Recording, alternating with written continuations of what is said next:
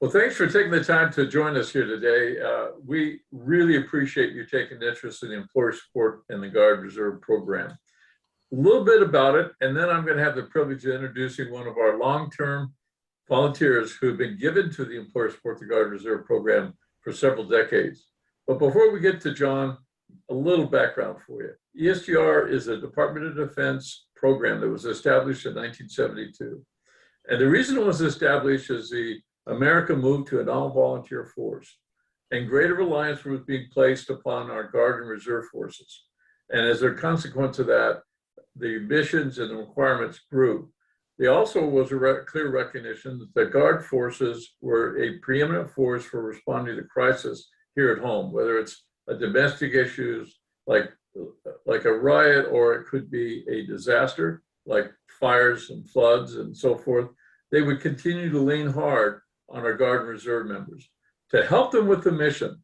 And keeping in mind that this tradition goes back to the beginning of our country, the individuals would leave their job and perform a special service in the military to protect our national values and our Constitution. So to allow them to do that effectively, there's a lot of burdens associated with maintaining two different careers: a civilian being employed by a civilian employer, and a warrior being associated with and working for the Guard and Reserve members across the country. Here in California, we have about 57,000 Guard and Reserve members, and we have around 170 volunteers that support them. And today we're going to be talking to one of our distinguished volunteers. And with that in mind, I'd like now to turn our attention over to John and introduce you to John Colombo. We're delighted to have you with us here today and looking forward to this discussion. Good morning.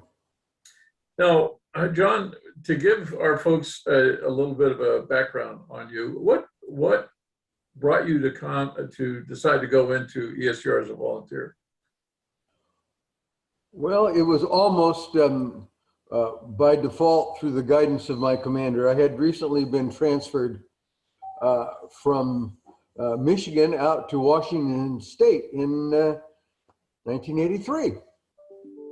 And I was at McCord Air Force Base, and the state committee was in a form of reorganization and some new leadership. We were fortunate that the leader of the state committee happened to be also a member of the state legislature. So that automatically opened up doors that would not normally be easily opened. So being the deputy commander of the wing, the new model that they wanted to have in Olympia, which is the state capital, was to have a senior officer from each branch of the service and the National Guard be on the state committee. So my boss volunteered me to be on the state committee. So we had representatives from the Army, the Navy, the Marine Corps, the Air Force, and the Guard on the state committee.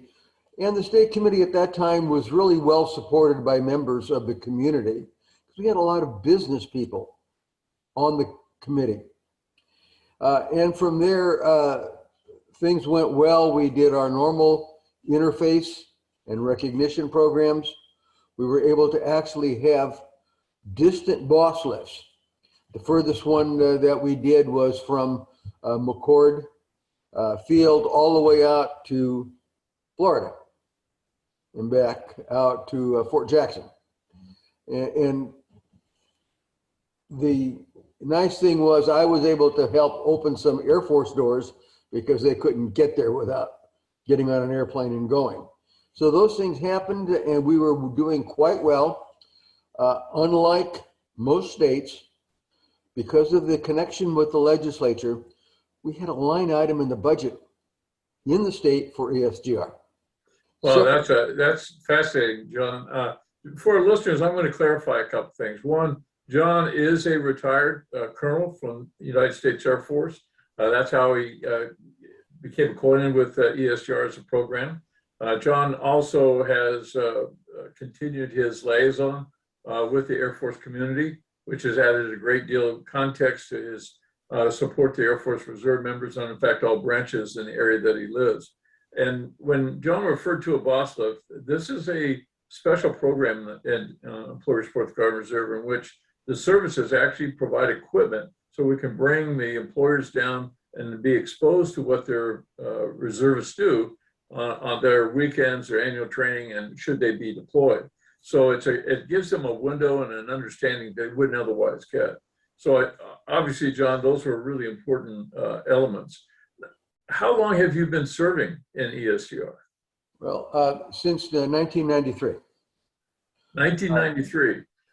So you can tell that John's had a long, distinguished service with us and has been recognized for his volunteer service. What motivates you to continue to serve as a volunteer, John?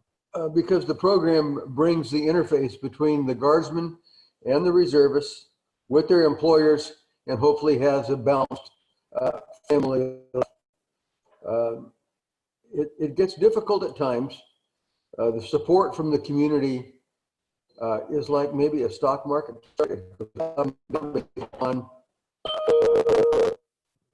Sorry about that noise. Based on what's happening in the real world. We've seen the negative effects after Vietnam. We've seen the positive effects after Desert Storm. When Desert Storm happened, I got reassigned to the Air Mobility Deputy Control Center in Georgia, where I was there for the Gulf War. Spent a little over 3 years there. And then fortunately to California, where I finished out my career. And that's when I came on the California committee, when I was reassigned to Norton Air Base, now close.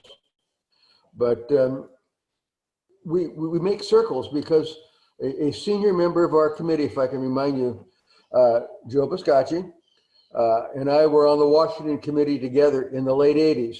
And by gosh, when we make the circle and come back to California, here he is. Well, I'd just like to add to that, you mentioned another volunteer. So you obviously have a connection with the other volunteers. Is that valuable to you? Absolutely. Absolutely.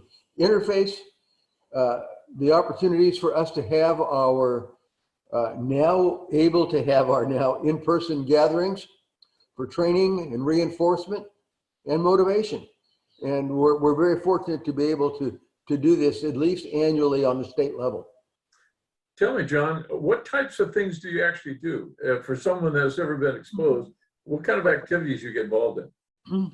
Well, my involvement may have been a little more, after I retired.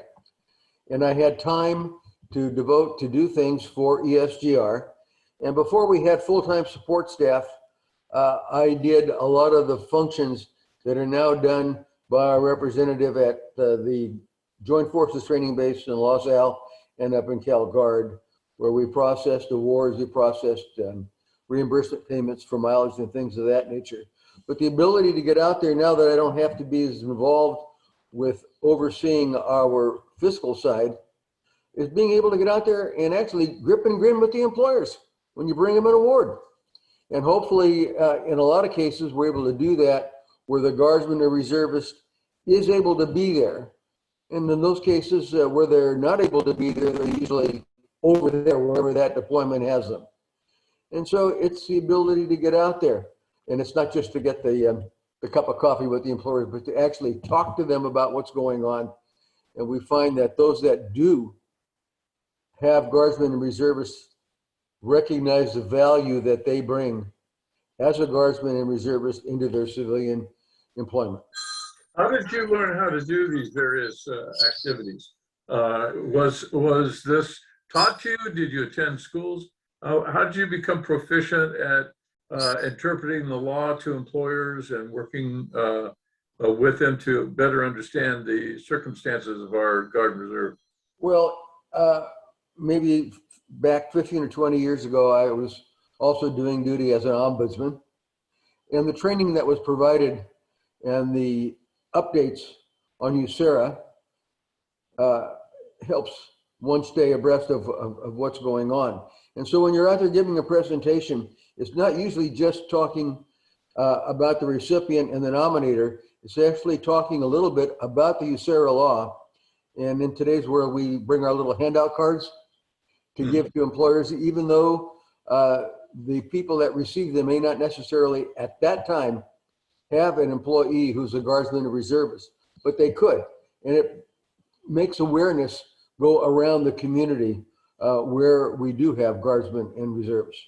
That's a great explanation. John, my last question to you would be, can you convey to us some of the most satisfying times as a volunteer? What do you remember most about your contributions?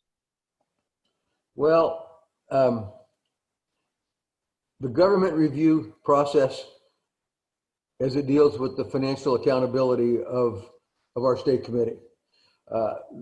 The difficulties that we had at the beginning, and as technology has evolved, so has the process become a little bit more simplified. But the injection of the full-time staff, the support staff, has been a great help, because our first staff members were pulled in all kinds of different directions because there was so much demand and so few people able to help. And so those of us that didn't have a full-time civilian job were able to go ahead and help donate time to make their job easier. And we find now that National has actually improved processes, even though from the standpoint of where I look back 20 years or so, there's still a lot of redundant paperwork. John, that's really true. Now, the beauty of ESGR, though, is that they do reimburse travel. They do have a budget so that conferences and meetings can be conducted. And I will tell our listeners and our viewers today that you have been a major player in making sure that we have the resources we need when we conduct these major events. And your liaison with the local Air Force facility has also played a very key part. John, we're out of time, but I just want to thank you personally for sharing your story with us, and let you know that you are profoundly appreciated and respected for all that you've done as a volunteer in supporting the Employer Support and Guard and Reserve Committee here in California. Thank you.